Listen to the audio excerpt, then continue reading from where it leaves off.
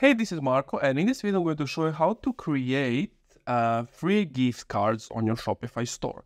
Now, before we begin with the video, I can offer you a 3 days of Shopify completely for free, and then you only pay $1 that month. So if you want that, use the link in my description. So to do it, let's follow these simple steps.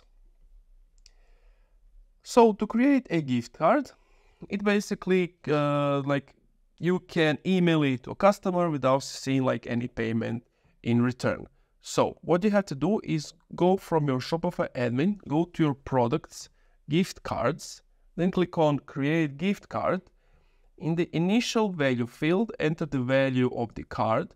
In the customer field, enter a customer's name, phone number, or email address to create or search for a customer. The customer might either have an email address or phone number in order to be sent a gift card called by email or SMS. If the customer provides both, then the gift card will be sent by email. Optional, if you want the gift card to expire, then in the expiration date section, set the set expiration date and then select a date.